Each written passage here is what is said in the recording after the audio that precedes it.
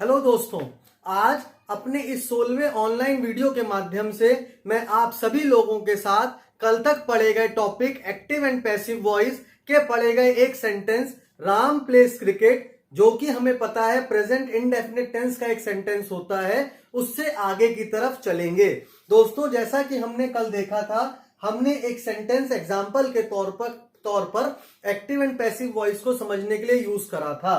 दोस्तों, ये सेंटेंस था राम प्लेस क्रिकेट। जैसे ही मैंने ये सेंटेंस बोर्ड पे लिखा, आपको याद आ गया होगा दोस्तों, कैसे मैंने आपको बताया था कि इंग्लिश में, स्पेशली इंग्लिश ग्रामर में, जो टेंसेस के 12 सेंटेंसेस होते हैं या जो 12 रूल होते हैं, वो एक्टिव वॉइस में लिखे हुए होते हैं। उन्हीं सभी सेंटेंसेस को अगर हम आगे से पीछे, पीछे से आगे करके लिख दें, यानी कि सब्जेक्ट को ऑब्जेक्ट बना दें, ऑब्जेक्ट को सब्जेक्ट बना दें, तो ये सभी एक्टिव वॉइस के सेंटेंसेस पैसिव वॉइस के सेंटेंसेस में कन्वर्ट हो जाते हैं। दोस्तों, मैंने आपको कल बताया था कि कैसे यदि हम एक सेंटेंस एज एन एग्जांपल ले लें, जैसा कि मैंने यहां लिखा भी है दोस्तों, राम प्लेस क्रिकेट। मैंने आपको कल बताया था दोस्तों कि ये सेंटेंस प्रेजेंट इंडेफिनिट टेंस का एक सेंटेंस है। इसका पता हमें यहां वर्ब की इस फर्स्ट फॉर्म से लगता है। हमें पता है जो वर्ब की फर्स्ट फॉर्म होती है वो प्रेजेंट इंडेफिनिट, या जिसे हम सिंपल टेंस भी कहते हैं, उसमें लगती है। ऐसे सेंटेंसेस में दोस्तों, जो सेंटेंस का पहला नाउन या प्रोनाउन होता है वो सब्जेक्ट होता है, और जो सेंटेंस का दूसरा नाउन या प्रोनाउन होता है वो ऑब्जेक्ट होता है। दोस्तों, कल हमने पढ़ा था कि अगर इस रूल में, जो रूल हमारा है सब्जेक्ट प्लस वर्ब की first form plus SES plus object, अगर हम इस सेंटेंस में इसके रूल में कुछ चेंज कर दें। कैसा चेंज दोस्तों? हम ऑब्जेक्ट को आगे कर दें और यहां से वर्ब की फर्स्ट फॉर्म एसईएस को देख करके is, am, are plus verb की थर्ड फॉर्म यहां लगा दें, प्लस बाय अपनी तरफ से जोड़ दें और प्लस सब्जेक्ट सबसे एंड में लिख दें, तो ये सेंटेंस एक्टिव से पैसिव में कन्वर्ट हो जाता है। जब हमने इसको एक्टिव से पैसिव में कन्वर्ट करा था तो दोस्तों ये कुछ इस तरह का सेंटेंस बन गया था, जो हमने कल भी देखा था। दोस्तों, इस सेंटेंस के माध्यम से हमें पता चला था कि एक्टिव सेंटेंसेस में काम को करने वाला आगे होता है, पैसिव सेंटेंसेस में काम को करने वाला पीछे होता है। इस सेंटेंस में प्ले हमारी वर्ब थी। इसका मतलब इस सेंटेंस में खेलने का काम हो रहा था। ये खेलने का काम कर कौन रहा था दोस्तों? ये कर रहा था राम। तो काम करने वाला आगे था और जो काम में शामिल था वो पीछे था, यानी कि क्रिकेट। तो जब काम करने वाला आगे होता है तो सेंटेंस एक्टिव वॉइस में होता है। उसके दूसरी तरफ जब हम काम करने वाले को पीछे ले जाते हैं बाय करके, जैसे हमने यहां लिखा कि क्रिकेट राम के द्वारा खेला जाता है, इसका मतलब जिसके द्वारा खेलने का काम होता है, जब उसको पीछे लिख दिया गया तो वो सेंटेंस एक्टिव से पैसिव में कन्वर्ट हो गया। दोस्तों, मैंने कल भी आपको बताया था कि टेंसेस के 12 रूल याद कर लीजिएगा। 12 रूल के बाद सिर्फ इतना ध्यान रखना है कि जहां कहीं पर भी वर्ब लगी हुई है इन 12 सेंटेंसेस में, उन 12 सेंटेंसेस में आपको वर्ब को नई वर्ब से रिप्लेस करना है। उसमें मैंने आपको बताया था कि जहां कहीं भी वर्ब की फर्स्ट फॉर्म एक्टिव सेंटेंस में लगी हुई है, वहां पर आपको इज, एम, आर के साथ वर्ब की थर्ड फॉर्म लगा देनी है। तो ये सेंटेंस जो एक्टिव वॉइस में होगा वो पैसिव वॉइस में कन्वर्ट हो जाएगा। दोस्तों, ये तो हुई एक बात। अब मैं दूसरी बात आपसे करता हूं। दोस्तों, मैं यहां एक सेंटेंस लिख रहा हूं, आप ध्यान से देखिएगा। आई गो टू स्कूल।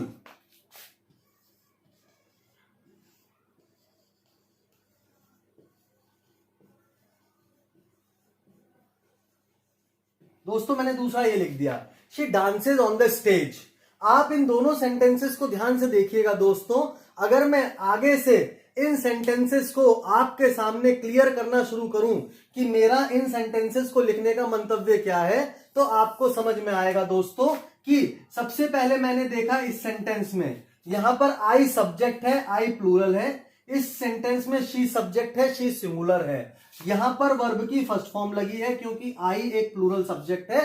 उसके बाद नीचे वाले सेंटेंस में डांसेस, डांस के साथ एसईएस लगा है। इसका मतलब वर्ब की फर्स्ट फॉर्म के साथ एसईएस लगा है, क्योंकि शी जो है आपका वो सिंगुलर सब्जेक्ट है। तो इसका मतलब हमें पता चल गया यहां वर्ब की फर्स्ट फॉर्म लगी है। दो सेंटेंसेस का एग्जांपल मैंने लिया है, एक में सब्जेक्ट प्लूरल है, दूसरे में सब्जेक्ट सिंगुलर है। उसके बाद दोस्तों मेरे पास लिखा है to school on the stage. दोस्तों हमने हमेशा टेंसेस में देखा था कि वर्ब के तुरंत बाद कोई ना कोई नाउन या प्रोनाउन लगा हुआ था। जैसे I sing a song, a song, a song एक आपके लिए नाउन हो गया। ही मीट्स मी, मी आपके लिए प्रोनाउन हो गया। तो दोस्तों ये इन सेंटेंसेस का फर्क है। आपको पता है इन, ऑन, एट, हमने दो तरह के टेंसेस पढ़े थे, दो तरह के सेंटेंसेस पढ़े थे दोस्तों। एक तरह के सेंटेंसेस थे ट्रांजिटिव, दूसरे तरह के थे इनट्रांजिटिव, जिसमें वर्ब की फॉर्म अपने पीछे एक ऑब्जेक्ट लेती है। उस सेंटेंस में जो वर्ब यूज होता है वो ट्रांजिटिव होता है। जिन सेंटेंसेस में वर्ब को ऑब्जेक्ट की जरूरत नहीं होती है उन सेंटेंसेस को हम इनट्रांजिटिव वर्ब के यूज के साथ देखते हैं। तो दोस्तों मैंने आपको बताया था कि यहां देखिए, वह जाता है, वह जाता है कहां, टू स्कूल। दूसरा बन रहा है शी डांसेज, कहां डांस करती है, ऑन द स्टेज। तो आप देखेंगे दोस्तों यहां पर ये टी और टू और यहां पर ओ एंड ऑन, ये दोनों प्रेपोजिशन है। यहां पर कोई नाउन या प्रोनाउन नहीं है। In, on, at, above, across, after, before, इस तरह के जितने शब्द होते हैं दोस्तों उन्हें हम प्रीपोजिशन कहते हैं। ये किसी भी सेंटेंस में किसी भी नाउन या प्रोनाउन से पहले लग करके उसी सेंटेंस में यूज हुए दूसरे नाउन या प्रोनाउन की स्थिति बताते हैं। जैसे यहां पर अगर मैं देखूं दोस्तों, मेरा फर्स्ट नाउन या प्रोनाउन है आई, मेरा सेकंड नाउन या प्रोनाउन है स्कूल, मेरा फर्स्ट नाउन या प्रोनाउन है शी, मेरा सेकंड नाउन या प्रोनाउन है स्टेज। तो मैंने ये देखा दोस्तों कि अगर मैं नाउन और प्रोनाउन की बात कर रहा हूं तो मेरे को एक तो आगे मिला और दो पीछे मिले। उसी तरह उनके बीच में क्या मिला दोस्तों, प्रेपोजिशन मिल गई। जिस सेंटेंस में वर्ब के तुरंत बाद एक प्रेपोजिशन लगा होता है दोस्तों, 99.9% केसेस में उन सेंटेंसेस की पैसिव वॉइस नहीं बन सकती। इसका मतलब अभी शुरुआत में आप सिर्फ इतना ध्यान कर लीजिए दोस्तों कि वो सेंटेंसेस जिनमें इंट्रांजिटिव वर्ब का यूज होता है उन सेंटेंसेस का पैसिव वॉइस नहीं बन सकता। अगर पेपर में वो आ भी जाते हैं तो हम लिख देते हैं नो पैसिव। अगर आ जाता आई गो टू स्कूल, इसको आप पैसिव में कन्वर्ट करिए। आप देखते कि यहां पे आई गो, गो के बाद लगा टू, टू यानी कि एक प्रेपोजिशन। और मैंने आपको कहा था कि वो सेंटेंसेस जिनमें वर्ब के पीछे प्रेपोजिशन लगा होता है उन सेंटेंसेस का कभी भी पैसिव वॉइस नहीं बनता है। तो इसका आंसर होता है नो पैसिव। इसका आंसर है नो पैसिव क्योंकि इसमें वर्ब के तुरंत बाद किसी भी तरह का कोई नाउन या प्रोनाउन नहीं लगा हुआ है। मुझे उम्मीद है दोस्तों मेरी बात आपको समझ में आ रही होगी। इसी तरह से आपको आगे भी सेंटेंसेस का ध्यान रखना है कि सेंटेंसेस में आगे पीछे करने के लिए हमारे पास सब्जेक्ट ऑब्जेक्ट होने चाहिए। यहां पर हम आगे पीछे कर ही नहीं सकते। To school is gone by me हो नहीं सकता, उसी तरह यहां पर the stage is danced by her नहीं हो सकता। तो ऐसे सेंटेंसेस का बहुत ध्यान रखिएगा दोस्तों। दूसरी बात मैं कल आपसे डिस्कस करना चाह रहा था पर समय की कमी के कारण मैं आपसे वो डिस्कस नहीं कर पाया। वो क्या चीज थी दोस्तों, सबसे पहले एक्टिव एंड पैसिव वॉइस की इंग्लिश ग्रामर के अंदर इंपॉर्टेंस जानना, महत्वता जानना। जैसा कि दोस्तों आप सभी लोग जानते हैं कि हम सेंटेंसेस को दो तरह से लिख सकते हैं, या तो काम करने वाला आगे या तो काम करने वाला पीछे। इसे मैं दूसरे शब्दों में बताना चाहूंगा दोस्तों। यहां दो चीजें लिखी हैं, आप ध्यान से देखिएगा। दो सेंटेंस में लिख रहा हूं छोटे छोटे।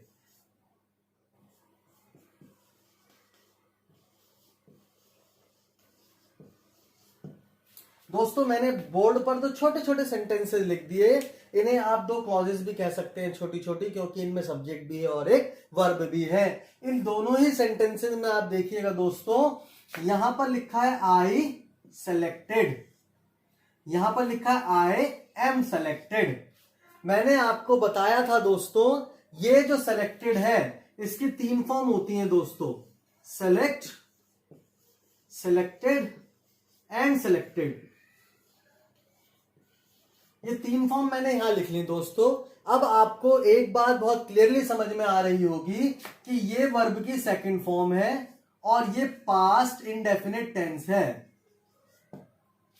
दोस्तों। दूसरा है is am are plus, is am are के साथ आपको पता है या तो वर्ब की फोर्थ फॉर्म लगेगी या वर्ब की थर्ड फॉर्म लगेगी। तो वर्ब की फोर्थ फॉर्म होती है आईएनजी, वो तो यहां लगी नहीं है, यहां पर लगी है वर्ब की थर्ड फॉर्म। इसका मतलब ये सेंटेंस हमारा पैसिव वॉइस में है। पैसिव वॉइस में भी ये हमारा प्रेजेंट इंडेफिनिट टेंस का कन्वर्जन है। इसका मतलब आपको दो चीज का ध्यान देना है दोस्तों, ये सेंटेंस एक्टिव वॉइस में है पहले वाला, और दूसरे वाला पैसिव वॉइस में है। ऐसा मैं आपसे इसलिए कह रहा हूं दोस्तों क्योंकि मैंने आपको बताया था एक्टिव वॉइस के सेंटेंसेस में जो वर्ब होगी वो हमारे टेंसेस के रूल के अकॉर्डिंग होगी, जबकि पैसिव वॉइस में जो वर्ब फॉर्म होगी वो हमेशा थर्ड फॉर्म होगी।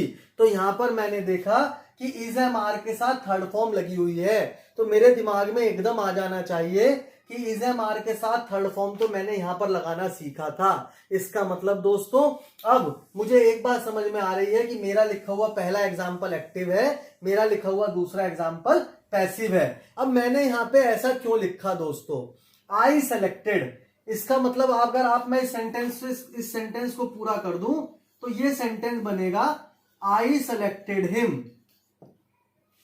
ये क्या सेंटेंस बना दोस्तों पहले वाला, I selected him. I selected मतलब वर्ब की सेकंड फॉर्म, ये सब्जेक्ट और ये ऑब्जेक्ट। इसमें काम क्या हुआ है दोस्तों, सिलेक्शन होने का। किसने करा है, आई ने। किसका सिलेक्शन हुआ है, हिम का। अगर मैं इसको हिंदी में बोलूं तो आप समझ पा रहे होंगे, इसका मतलब हो गया मैंने उसको सेलेक्ट करा था, आई सेलेक्टेड हिम। इसका मतलब आई ने काम करा था सेलेक्ट होने का। अगर मैं इसके नीचे दूसरा सेंटेंस लिख दूं, I am selected by him. अब यहां पे आप दोस्तों समझ गए होंगे, क्या समझ गए होंगे दोस्तों, एक तो ये आपका पैसिव वॉइस का सेंटेंस है। पैसिव वॉइस के सेंटेंस में आप कैसे लिखते थे दोस्तों, सबसे आगे जो काम करने वाला है वो पीछे चला जाएगा और सबसे आगे जो काम में शामिल है वो आ जाएगा। तो इस नीचे वाले सेंटेंस का क्या मतलब हो रहा है, I M selected bye him. इसका मतलब ही सेलेक्ट कर रहा है आई को। अगर मैं इसको पैसिव वॉइस से एक्टिव वॉइस में लिख दूं तो इसका ये आपके सामने एक एक्टिव वर्जन आ जाएगा। ये क्या हो गया दोस्तों, ही सेलेक्टेड मी। इसका मतलब जब पहले वाले सेंटेंस में आपने देखा आई सेलेक्टेड हिम, इसका मतलब आई सेलेक्टेड हिम, मैंने उसको सेलेक्ट किया था। दूसरा सेंटेंस क्या है, I M selected bye him, इसका मतलब मेरा सिलेक्शन उसके द्वारा हुआ है। पहले वाले सेंटेंस में मैंने सिलेक्शन करने का काम करा, दूसरे वाले सेंटेंस में मेरा सिलेक्शन हुआ। पहले वाले सेंटेंस में मैं आगे था, इसका मतलब मैं एक्टिव वॉइस में था, इसका मतलब मैं काम कर रहा था। दूसरे वाले सेंटेंस में क्या हुआ दोस्तों, ये बाय हिम, हिम काम कर रहा है। तो मेरा कहने का मतलब ये है दोस्तों, एक्टिव सेंटेंसेस में जो नाउन या प्रोनाउन आगे लगा होता है वो हमेशा काम करता है। पैसिव सेंटेंस में जो नाउन या प्रोनाउन आगे लगा हुआ होता है काम हमेशा उसके द्वारा नहीं होता है, उसके साथ होता है। काम हमेशा पैसिव सेंटेंस में पीछे वाला करता है। आप यहां देखिएगा, मैं लिखता हूं आई ईट, यहां लिखता हूं आई एम ईटन। दोनों में फर्क देखिएगा दोस्तों, ये आई ईट सब्जेक्ट प्लस वर्ब की फर्स्ट फॉर्म, यानी कि ये जो एग्जाम्पल है दोस्तों ये प्रेजेंट इंडेफिनिट का है। इसका मतलब मैं खाता हूं, आई ईट मैं खाता हूं, आई प्ले मैं खेलता हूं, आई गो मैं जाता हूं, आई स्लीप मैं सोता हूं, आई सिंग मैं गाता हूं। उसी तरह आप देखिए आई एम ईटन, दोस्तों यहां पे is am are plus verb की थर्ड फॉर्म लग गई। इसका मतलब ये हुआ अब जो मैं आई आगे लगा हूं वो ये काम नहीं कर रहा। इसको अगर मैं पूरा कर दूं तो ये बन जाएगा I am eaten by him. इसका मतलब मैं उसके द्वारा खाया जाता हूं, है ना। इसका मतलब आई ईट का मतलब मैं खाता हूं, आई एम ईटन का मतलब मैं खाया जाता हूं। गॉट इट दोस्तों, समझ में आ रहा होगा। आई ईट एन एप्पल, मैं एक एप्पल खाता हूं। I am eaten by an apple, एक सेब के द्वारा मुझे खाया जाता है। आई ईट एन एप्पल, मैं एक एप्पल खाता हूं। I am eaten an apple, I am eaten by an apple. By an apple मतलब बाय काम कर रहा है उसमें खाने का, किसको खा गया, मुझे। तो इसका मतलब आप हमेशा ध्यान रखिएगा, कई बार एक्टिव सेंटेंसेस में मीनिंग बहुत ज्यादा क्लियर होता है, पैसिव सेंटेंसेस में काम करने वाला कई बार अगर सेंटेंस में ना भी हो तब भी काम हो जाता है। जैसे आप दूसरा एग्जांपल लिख लीजिए, आई कैंसिल्ड द टिकट, मैंने टिकट कैंसिल करा था। अगर मैं इसका या मैं इसको अभी हमने पास्ट इंडेफिनिट नहीं करा है दोस्तों, मैं प्रेजेंट सिंपल में लेता हूं। आई कैंसल द टिकट, मैं टिकट कैंसिल करता हूं, मैं इसको कैसे चेंज करूंगा? The ticket is cancelled by me, मेरे द्वारा टिकट कैंसिल कराया जाता है। अगर मैं बाय मी हटा भी दूं तब भी सेंटेंस बन जाएगा the ticket is cancelled. And में मैं ये कह दूंगा कि टिकट जो है वो कैंसिल हो जाता है। तो दोस्तों इसका मतलब हमें इन चीजों को बहुत ध्यान में रखना है कि आगे चल करके ये हमारे सामने किसी भी तरह की कंफ्यूजन क्रिएट ना करें। दोस्तों मैं एक सेंटेंस लिखता हूं दोबारा से, राम प्लेड क्रिकेट। दोस्तों ये क्या सेंटेंस हो गया? Ram played cricket. Played verb की कौन सी फॉर्म हो गया दोस्तों? वर्ब की सेकंड फॉर्म। इसका मतलब ये जो सेंटेंस है वो पास्ट इंडेफिनिट टेंस में चला गया। Ram played cricket, Ram cricket खेलता था।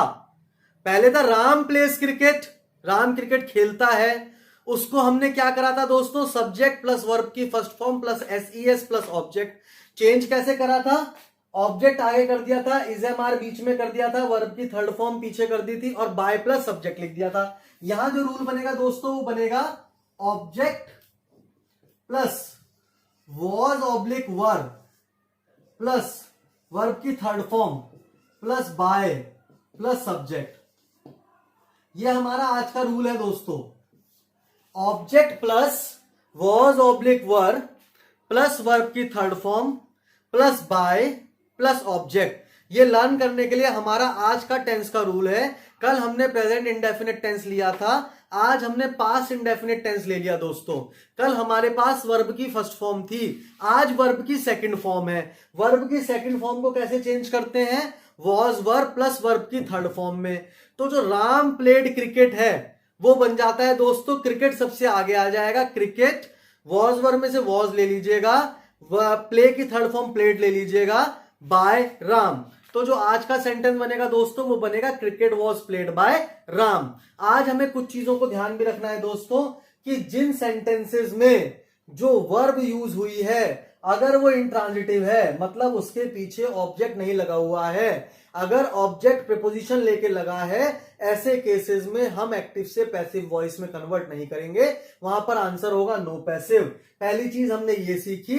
दूसरी चीज हमने ये सीखी कि एक्टिव सेंटेंसेस में जो सेंटेंस का सब्जेक्ट होता है वो हमेशा आगे होता है और काम वही करता है। पैसिव सेंटेंस में जो सब्जेक्ट होता है वो हमेशा पीछे होता है। I am eaten is am are plus verb की थर्ड फॉर्म। पैसिव वॉइस में ही इज एम आर के साथ वर्ब की थर्ड फॉर्म लगती है। इसका मतलब ये हो गया दोस्तों, आई ईट मैं खाता हूं, आई एम ईटन मुझे खाया जाता है। तो इस तरह के सेंटेंसेस घर पर प्रैक्टिस करते रहिए दोस्तों। इंग्लिश बहुत मुश्किल नहीं है तो बहुत आसान भी नहीं है, सिर्फ ब्रेन फोकस होना चाहिए, प्रैक्टिस राइगरस होनी चाहिए, कंटिन्यूअस होनी चाहिए। कोई भी हमें इस तरह के सेंटेंसेस का यूज करने से या अपनी नॉलेज बढ़ाने से फिर रोक नहीं सकता है। आज की क्लास में इतना ही काफी है दोस्तों, कल हम इस टॉपिक को फिर से कंटिन्यू करेंगे। मेरा नाम निखिल साहू है, मैं हरिद्वार का रहने वाला हूं। मेरे वीडियो को लाइक शेयर और सब्सक्राइब करते रहिए। जो भी मेरे लायक सजेशन है या जो भी आपकी क्वेरीज है वो आप मुझे कमेंट बॉक्स में कमेंट करके बता सकते हैं। आज के लिए धन्यवाद दोस्तों, गुड नाइट, थैंक यू।